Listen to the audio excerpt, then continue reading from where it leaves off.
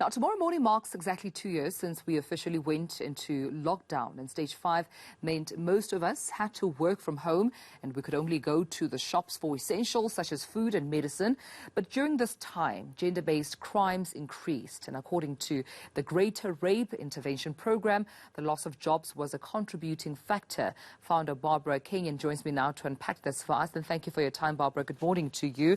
I had a conversation earlier on with Action Society's eNCA, reiterating the same thing, that during lockdown, it's almost affected everything, right? Including what we're talking about then, which was the DNA testing backlog that we see in the country. But in your work, what has been going on the ground, just in terms of the interruptions and the disruptions that we have seen that have affected, of course, gender-based crimes? You know what? Gender-based violence impacts a lot with HIV and things like that. And we fought quite significantly for antiretrovirals for rape survivors. So the fact that the hard lockdown, it did prevent alcohol abuse crimes and domestic violence. But so we didn't get that many in the rural areas reporting because they could not access help easily.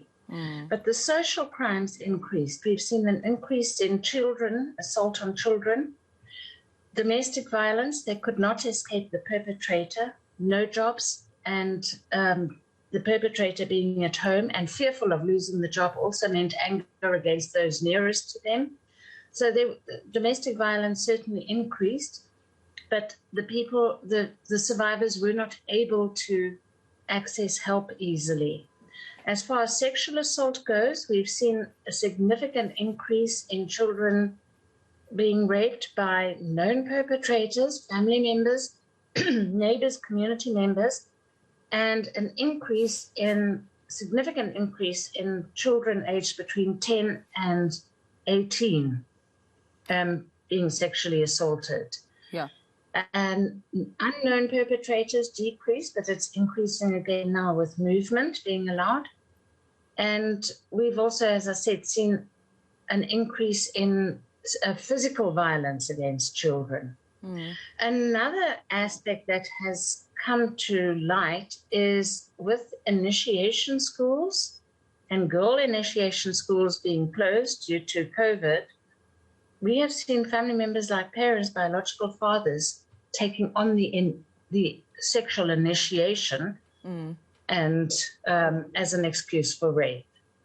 Barbara, what have you made that's scary. With those numbers and that data? What have you also made of the SAPS response rate? Well, in the first year of lockdown, the police stations were often closed for up to 3 days fumigation. And we struggle with the police. We struggle when a woman comes to report domestic violence, and the police are supposed to accompany her back to the house to fetch her things. And police don't. There's no vehicles. They say it's a family matter. And so it's very frustrating helping survivors of domestic violence. And of course, the police, they have to, the less crime they get and social crime they get reporting, they actually get bonuses because it shows their visible policing is working. But so oftentimes we get the police saying, it's a family matter, get your families together and sort it out. And that doesn't help.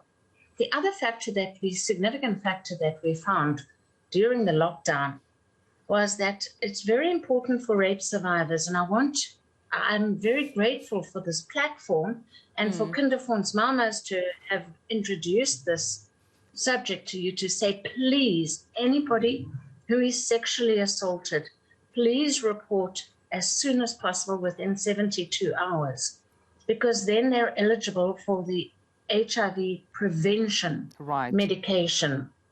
And then that one never knows. The truth is not written on someone's face that you have HIV, and you never know.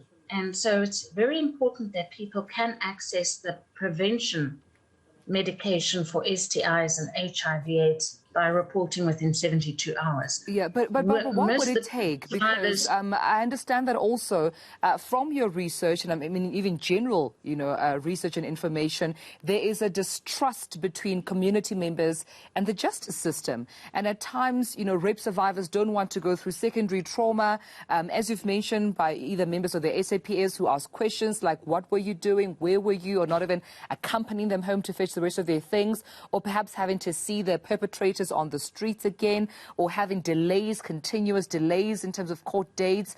What do you think it would take for society to really understand the importance of what you've just said, that please do report those incidents and cases within that 72-hour time period?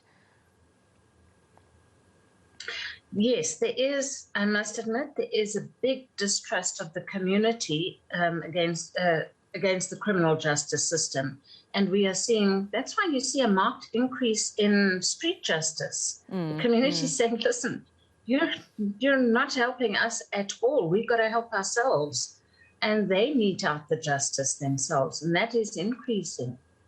And, so there is a large distrust. As far as the court system goes, and that's a very good question, on average, a child, say, of 10 years old, we get, that's our highest percentage, between 10 and 18. It takes 4.5 years in our courts for that case to get to court, if it gets to court. 10% of the cases that are reported are cherry-picked by the prosecutors. And that's a problem indeed that needs to be looked at. Unfortunately, due to time, I have to leave it there. But thank you so much, Barbara, for speaking to us this morning. Wish you had more time to delve into this, topic. But of course, a problem in our hands in society that needs urgent attention. The Greater Rape Intervention Program founder, Barbara Kenyon.